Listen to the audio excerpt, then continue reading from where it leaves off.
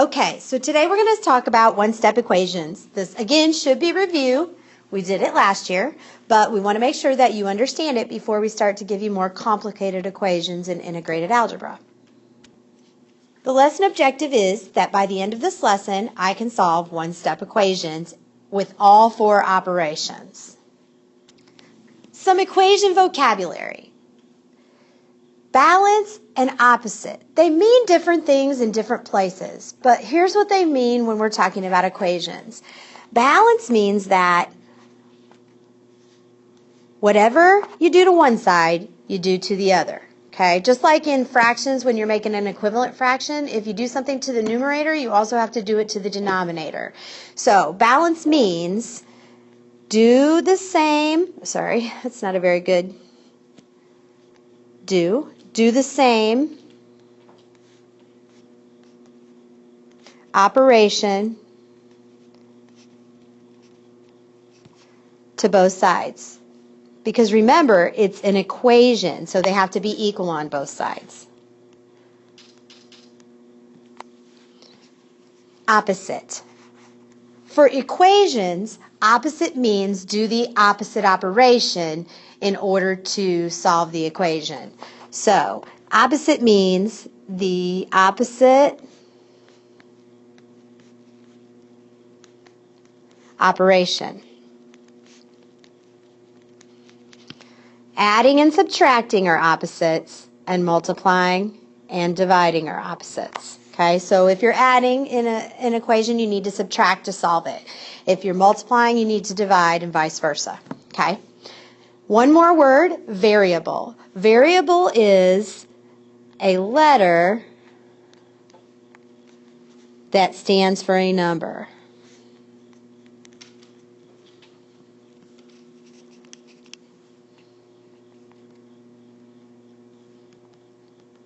Most of the time you're going to see us use X, but X is not the only variable. You can use any letter in an equation to represent a number. Okay, so in the previous lessons when I did fractions, I wrote down steps, and some of you didn't write them down. So I want to make sure that you write these steps down so that you remember to do them, okay? The steps for solving all equations is to keep it balanced, so that means do the same thing on both sides, and in order to solve it, always do the opposite operation. Make sure you write those down so that you can check and make sure you did them on each equation. So let's go ahead and just hop right into it. Here are four equations. I'm going to solve the first two, and then I'm going to let you try and solve the next two. So what I always want to remember is where that equal sign is, I'm going to draw a straight line down it. That helps me keep things balanced and understand that I do the same thing on both sides. So let's read the equation. H minus 6 equals 12. Now I know you can probably do this in your head, but I don't want you to do it in your head. You need to start learning to solve them on paper, so you need to show your steps. So we're going to keep it balanced and do the opposite. H minus 6. Okay, I want the variable on one side all by itself and the numbers on the other side all by themselves. That's my job right now. So I'm going to do the opposite, H minus 6. I'm going to do the opposite of subtract 6, which is add 6. And if I do it to this side, I also have to do it to this side. These cancel. So I'm just left with H, which I dropped down, equals, and then 12 plus 6 is 18. So my answer is H equals 18. Now, how do I check it? Well, I put the 18 back in the equation and check it. H is 18, so I'm going to put 18 minus 6, and lo and behold, that equals 12, so I know my answer is correct. All right, let's try this next one. I did this on purpose. It does not matter which side the variable is on, you still solve the same way. Your goal is to get the variable all by itself. Okay? So, 5 equals s plus 10. Plus 10 is the operation that's being done inside the equation, so I have to do the opposite, which is subtract 10. And if I do it to one side, I have to do it to the other to keep it balanced. Okay? So those cancel because positive 10 and negative 10 give you a 0. Drop down your s, and you have 5 minus 10. Well, this is integer, so you have to remember that those two are negatives, so you subtract, and then define the sign. You figure out which one's farther from 0, or absolute value. And so my answer will be negative. S equals negative 5. Well, let's see if that's true. Let's put negative 5 back in for S. Okay, so negative 5 plus 10. Negative 5 plus 10 gives me positive 5, so my answer is correct. Okay, I want you to pause the video, try K minus 7 equals negative 20, and G plus 9 equals negative 4 by yourself, and then come back and see how you did. Okay, so let's see how you did. Draw my line. K minus 7, that's subtraction, so my opposite operation is add 7, and I do it to both sides to keep it balanced. Those cancel. I drop down my K. K equals negative 13. Let's put that back in the equation and see if it works. Negative 13 minus 7, that's like saying plus negative 7, and negative 13 and negative 7 is negative 20. So the answer is negative 13. That works. Let's try G plus 9. So positive 9 or plus 9, I'm going to subtract 9 from both sides. That cancels. Drop the G. Equals negative 5. Let's check it and see if it works. Negative 5 plus 9 equals positive 4. Hopefully you didn't have any trouble with that. Let's look at multiplying and dividing. So multiplying is usually something that's very easy. It's dividing that's more complicated. So let's look at this first one.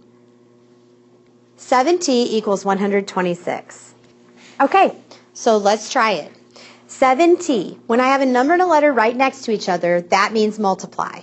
So in order to do the opposite operation, I'm going to divide. Now, I do not want to see you writing the division symbol on the side. We've talked about that last year. We are using the fraction bar for divide, so that's how you show it. If you divide this side by 7, you have to divide the other side by 7.